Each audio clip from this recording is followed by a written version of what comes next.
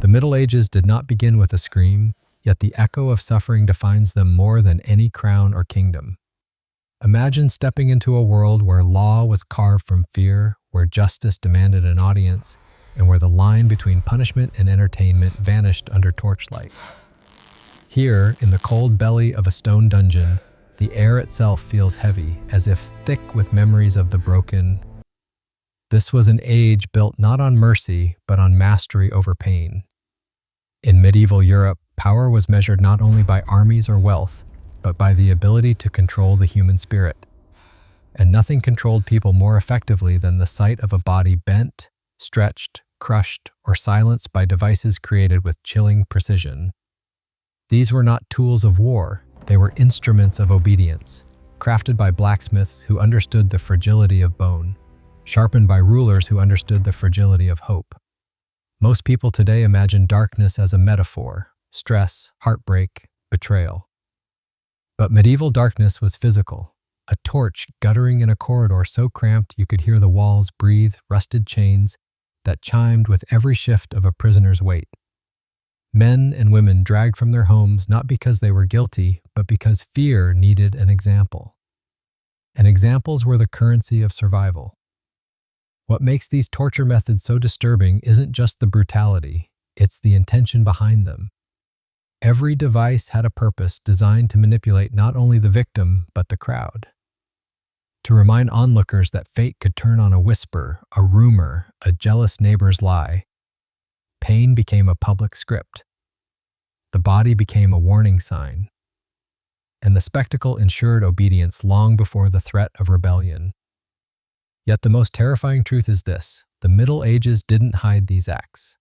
They displayed them. Markets, church steps, village squares, anywhere people gathered, suffering became theater. Parents covered their children's eyes too late. Travelers carried stories farther than any royal decree. And rulers relied on these stories, knowing fear spread faster than soldiers ever could. But behind the screams and judgment, behind the clatter of iron and crack of bone, lies the part history tried to bury. The creativity of cruelty, devices so strange, so precise, so monstrously clever that even modern minds struggle to comprehend how they were ever imagined. And those are the devices you're about to witness. What follows in this video is not myth, not exaggeration. These are real methods used on real people, documented across courts, chronicles, and confessions. And while some details vary by region or ruler, the intention remains disturbingly consistent: to break the will before breaking the body. If you're still here, then you're seeking truth, not comfort. So take a breath, steady your mind, and step deeper into the shadows with me. Subscribe, stay close, and prepare, because the Age of Agony is about to reveal its darkest inventions. And with each device revealed, the past tightens its grip again. Before the torture devices themselves emerged, the world that birthed them was already shaped by tension, insecurity, and a hunger for control.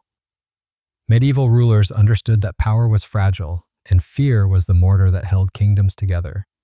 In an age where rebellion simmered beneath every tax and sermon, authority needed tools that spoke louder than any decree. The church held immense influence, not only over salvation, but over society itself. Sin, guilt, and divine punishment were woven into everyday life, creating fertile ground for systems that equated suffering with purification. When heresy threatened the unity of Christendom, instruments of torment became sacred weapons, tools believed to expose lies, extract confessions, and defend the faith through pain. Monarchies, too, relied on fear as a political heartbeat. Kings and lords ruled vast territories with limited communication, slow armies, and fragile loyalties. A village miles from the crown needed more than laws. It needed reminders. Public punishment became a language. A burned witch warned a province. A broken thief taught obedience. A tortured traitor kept borders quiet. But perhaps the most unsettling force behind these devices was psychology, an early understanding of how the mind bends long before the body breaks. Medieval authorities learned that terror travels faster than soldiers. Rumors of agony, whispered across markets or carried by travelers, controlled populations without lifting a sword. The idea of pain became its own invisible prison. And so, as conflicts grew and threats multiplied, Societies engineered machines of torment with chilling creativity. These tools were not random acts of cruelty. They were strategic devices shaped by culture, religion, and law. Places of judgment transformed into theaters where fear performed its most persuasive role, binding entire nations with the promise of suffering. Public executions were designed with spectacle in mind. The crowd's gasp, the priest's warning, the executioner's ritual. Each element reinforced the message that stepping outside the boundary of authority meant stepping into torment. For rulers, the most effective torture wasn't the one that killed a body, but the one that lived on inside the minds of hundreds who watched. This era didn't simply punish wrongdoing, it sculpted society through calculated suffering. Fear became policy, pain became persuasion, and the devices that carried out these lessons were crafted with a precision that still chills modern historians. To understand the tools is to understand the mindset that birthed them and the darkness humanity is capable of shaping when control becomes obsession. Now, as the shadows of this world settle around us, the stage is set for the devices themselves, engines built not merely to wound flesh, but to command obedience. What follows is a descent into the machinery of fear and the ruthless imagination that forged it in history.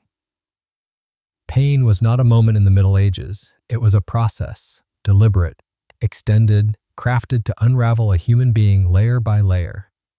And the devices built for this purpose were masterpieces of slow destruction, engineered not merely to kill, but to prolong the boundary between life and death until the body itself became a canvas of agony. These instruments didn't just break flesh, they carved fear into the memory of nations. One of the most feared was the rack, a deceptively simple device, a wooden frame, 2 rollers, and ropes tied to wrists and ankles.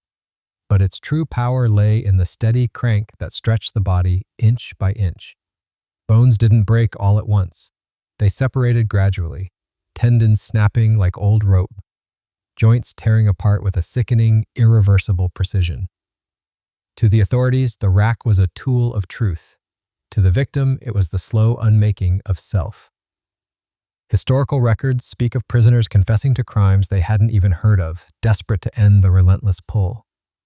In the imagined voice of one condemned soul, when the ropes tightened, I felt my body betray me. My arms pulled forward like they sought escape, my legs dragged backward like they resisted fate. The truth didn't matter anymore, only the end did.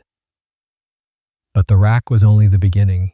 If stretching was the art of destruction, the Iron Maiden was the art of deception. Its towering iron shell resembled a saintly figure or a stoic guardian, but inside lurked spikes arranged with surgical thought. Contrary to myth, many maidens were designed not to kill, but to wound strategically, piercing shoulders, thighs, stomach, but deliberately missing the heart. The victim wouldn't bleed out quickly. They would stand, locked upright, body trembling as each breath pressed skin against sharpened metal. Some spent hours inside, others days. The psychological torment was as devastating as the physical. Trapped in darkness, unable to see whether blood dripped or pooled, hearing only their heartbeat hammering against metal walls. One chronicler wrote of a prisoner whispering prayers until his voice fell silent, fading between breaths and steel. If the Iron Maiden symbolized entrapment, the breaking wheel symbolized exposure. A massive wooden wheel laid flat or raised upright became the stage for one of the most brutal forms of execution known to medieval Europe. Victims were tied across its spokes, limbs extended in unnatural angles. Then came the hammer, a heavy iron club wielded by an executioner trained not to kill but to shatter. The blows fell systematically, arms first, then legs, then ribs, each strike calculated to snap bone while keeping the victim alive. After the bones broke, the body was threaded through the spokes like twisted parchment and hoisted high into the air. Crows gathered. Villagers watched. The wind carried the groans across fields. Survival sometimes stretched for 2 or 3 days. In the imagined murmur of a wheel-bound prisoner, I saw the sky through the cage of my own bones. Every breath tasted like dust and iron. When the sun rose, I begged for night. When it fell, I begged for nothing at all. If the wheel displayed destruction, the garrote refined it, often used in Spain and its territories, The garrote was a simple chair with an iron collar attached to a screw mechanism. The condemned sat bound, back pressed against the wooden support while the collar encircled the neck. With each turn of the screw, the metal tightened, compressing the throat, crushing vertebrae, and slowly silencing the victim. Some variations included sharpened spikes at the back of the collar, ensuring that the final twist punctured the spine. The garrote killed with chilling intimacy. The executioner stood mere inches behind the victim, feeling resistance give way beneath his hands. For the condemned, it was the terrifying realization that their last moments were controlled by a single slow turn of steel. One account described a man whispering a final thought before the collar tightened. "I don't fear death, I fear the moment I can no longer speak." What makes these devices so haunting isn't only the physical torment they inflicted, but the intention guiding them. Each tool exploited a different vulnerability of the human body, stretching joints, compressing nerves, shattering bones, piercing organs, while ensuring the victim lingered in that torturous space between endurance and surrender. Pain was not an accident, it was architecture. Yet beyond flesh and bone lay another battlefield, the mind. Every creak of a turning crank, every echo of metal scraping metal, every gasp from a tortured prisoner became part of a psychological orchestra designed to control entire communities. Even those who never stepped inside a dungeon felt its shadow. The rack taught them what defiance cost. The Iron Maiden showed the price of secrecy. The wheel warned of betrayal. The garrote whispered the consequence of treason. These tools were more than instruments. They were messages, heavy, unforgettable messages.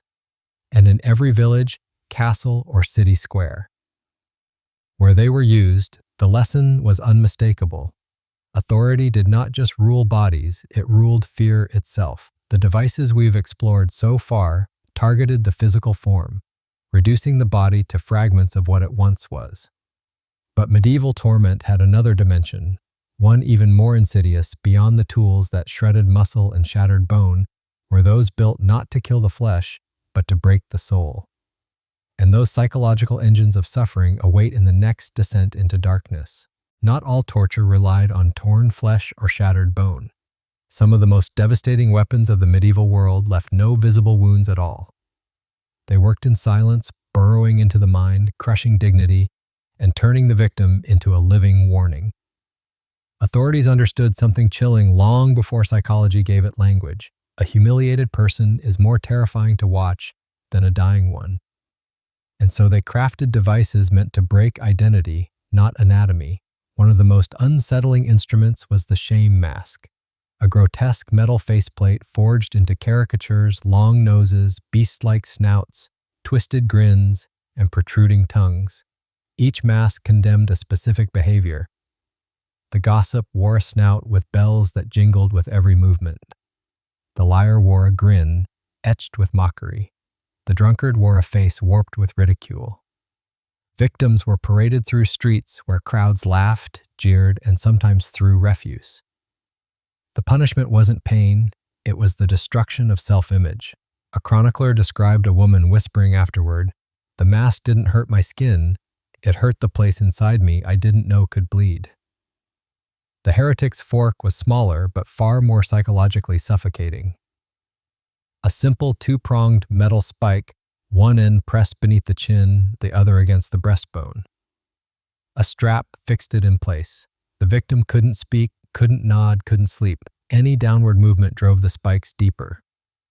Days could pass in this forced posture, the neck trembling, the jaw burning, the mind unraveling under the constant threat of piercing flesh.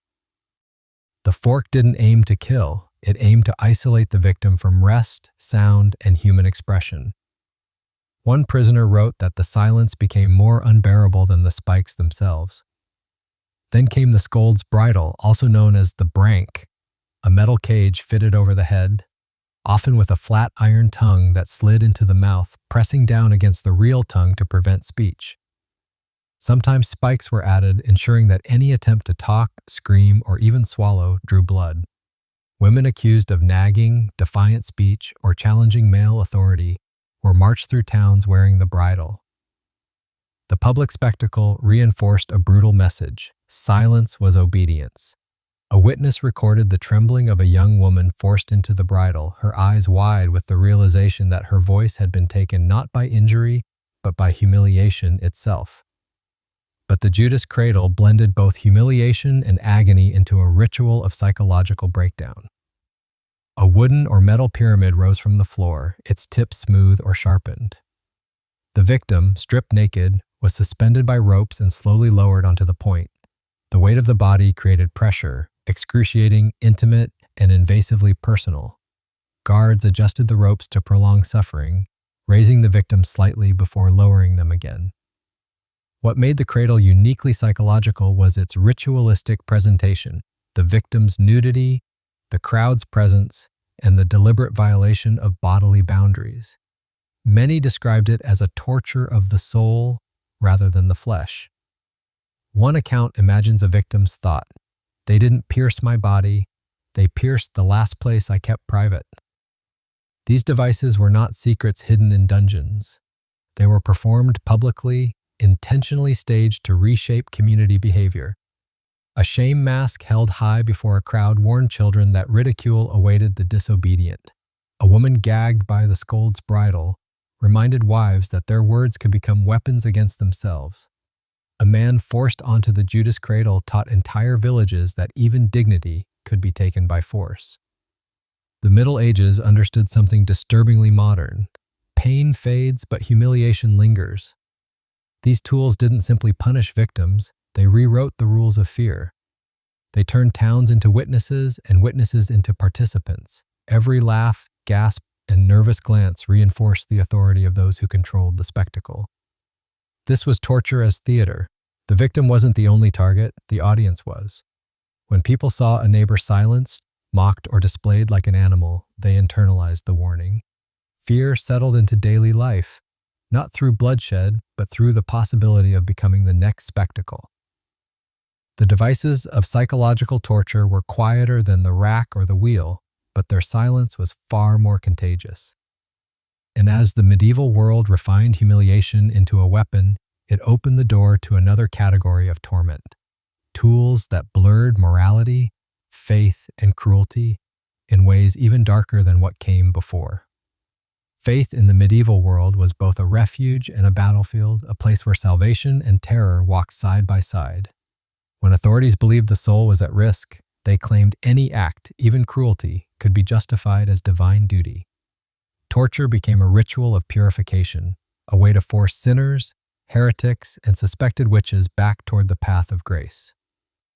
Fear of spiritual corruption ran deeper than fear of death, and religious leaders used that fear to sanctify violence. Under torchlight and scripture, suffering was redefined as a sacred instrument rather than a crime. Among the most disturbing instruments of sanctified torment was the pear of anguish, a metal device designed to spread open once inserted into the mouth, rectum, or, in accusations of witchcraft, the female body. Its petals expanded slowly as a screw turned, not to kill, but to mutilate the very place authorities believed evil entered or dwelled. Interrogators claimed the device revealed guilt by the victim's screams, mistaking agony for confession. For many, the humiliation of its placement was as devastating as the pain itself, transforming torture into a twisted reflection of religious obsession. Equally horrifying was the witch's chair, an iron seat studded with hundreds of spikes. Victims were stripped and forced onto its cold surface while their limbs were bound to prevent movement. Sometimes the chair was heated from below, causing the metal to glow and the spikes to burn deep into flesh. This device wasn't intended to extract truth. It was meant to break willpower and enforce religious conformity. Every spike symbolized purification through suffering, a reminder that the church preferred a mutilated believer over a free thinker. Witnesses often fainted before interrogations even began. Hot irons, branding rods, and glowing cruciform metal tools were used to mark bodies with symbols of sin. A suspected heretic might be burned with the sign of the cross, not as execution, but as a permanent reminder of supposed impurity. Religious authorities believed fire could expose lies, drive out demons, or force repentance. Yet the real purpose was far simpler: fear. The hiss of heated metal echoed through chambers like a sermon of suffering. Some victims begged not for mercy, but for forgiveness, believing their torment was divinely deserved. Even when evidence against them was fabricated, religious purges thrived on paranoia. Witchcraft, heresy, and blasphemy were accusations impossible to disprove, and the tools of torture ensured confessions came regardless of truth. Many victims believed their suffering was part of a cosmic trial. Others fought silently, clinging to identity while interrogators stripped it away. Spiritual terror became as powerful as physical torment. The fear of damnation clouded every scream. The church framed torture as a pathway back to righteousness, twisting scripture into justification. And while some clergy acted out of conviction, others wielded faith like a weapon, shaping obedience through ritualized pain. The tragedy of these faith-based torments is not simply their brutality, but the belief that fueled them. Devout men and women carried out horrific acts with the conviction they were saving souls, not destroying lives. Victims, too, often internalized this doctrine, accepting their suffering as divine correction rather than human cruelty. In this twisted landscape, morality blurred until sin meant disobedience and obedience meant surrender. Communities watched these rituals unfold, reminded that spiritual purity demanded absolute submission. Torture became a dark sacrament, each device a symbol of piety, repurposed into violence. And with every scream, belief and brutality fused into something unrecognizable. Yet even in the shadow of these rituals, a deeper truth lingered. Faith, when twisted by fear, can justify nearly anything. Medieval inquisitors believed they were defending the soul of society, but in doing so, they fractured countless individual spirits. The tools used in the name of purity became emblems of hypocrisy, revealing how easily devotion could be reshaped into domination. For those who survived, the wounds were carried not only on the skin, but within memory, where pain mingled with betrayal. And as we turn to the next chapter, we confront an even darker reality: the ways torture evolved beyond doctrine into pure, unrestrained cruelty. These later methods stripped away every pretense of righteousness, exposing raw brutality shaped only by power and fear entirely. The Middle Ages may seem distant, sealed behind stone walls and faded manuscripts, but the echoes of their cruelty still tremble through the world we live in. Torture no longer wears iron spikes or dripping chains. It wears cleaner clothes now: fluorescent lights, locked doors, digital screens, silent rooms with unblinking cameras. The tools have changed, but the intention behind them hasn't. Control is still crafted from fear, humiliation, and the slow erosion of the human spirit. And when we examine the medieval instruments of agony, we discover they are not relics. They are blueprints. The rack stretched limbs, today systems stretch lives. Endless interrogations, sleep deprivation, and psychological isolation fracture identities more effectively than any crank and pulley. The Iron Maiden crushed the body with darkness and confinement. Modern solitary cells accomplish the same, trading steel spikes for silence so deep it becomes a blade of its own. The shame mask mocked its victims before a jeering crowd. Now humiliation plays out on global stages where millions watch, judge, and forget the person behind the mistake. Public shaming hasn't disappeared, it's simply gone viral. Even the heretic's fork has its reflection, not as a physical device, but as a symbol of enforced posture, the demand to hold oneself in a rigid, impossible state. Societies still force people to stand straight, speak carefully, conform endlessly, punished not by metal points, but by social pressure that pierces just as sharply. And the witch's chair, with its spikes of accusation, survives in the way suspicion spreads, how reputations are destroyed before truth ever has a chance to speak. The medieval world used fire, the modern world uses rumor. What these parallels reveal is unsettling. Humanity learned early how effective fear could be, and we never stopped refining it. Instead of executions in the village square, we witness character executions online. Instead of inquisitions hunting heresy, institutions police dissent. Instead of physical torture, many endure emotional or psychological torment that leaves no scars, but steals just as much. This is why studying medieval torture matters. not for shock or morbid fascination, but for recognition. These devices show the lengths humans will go to maintain authority, enforce obedience, or satisfy the hunger for power disguised as righteousness. They force us to look inward, to confront the shadows that follow us from age to age. When we see how cruelty was justified by faith, law, fear, or tradition, we begin to understand how easily brutality can hide behind modern masks too. There is a warning embedded in every rusty hinge and bloodstained parchment. Cruelty is never ancient. It is always waiting for opportunity. Torture thrives not because tools exist, but because people believe they are necessary. The medieval interrogator who tightened a screw believed he was protecting society. The crowd who watched a victim burn believed they were witnessing justice. Every age builds its own convictions, and within those convictions, danger grows quietly. But there is also a deeper reflection, one that lingers after the torches burn out. These devices reveal what humans fear most: chaos, disobedience, the unknown within ourselves. Torture promised clarity, confessions, obedience, control. And many accepted that promise even when it cost them their own humanity. Today, we still chase the illusion that fear creates order, that humiliation corrects behavior, that pain, physical or psychological, can purify. But history shows the opposite. Cruelty does not save societies, it corrodes them. As we close this descent into the machinery of medieval suffering, we must carry its final lesson carefully. Every age believes it is more civilized than the last, yet each one discovers new ways to break the human spirit. The tools change. The intentions rarely do, and so the responsibility falls on us, not to repeat the past by ignoring it.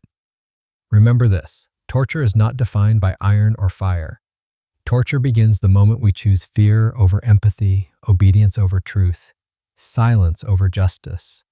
The Middle Ages built their devices from metal. Today, we build ours from ideas, and sometimes the sharpest blade is the one we don't see until it's already in our hands.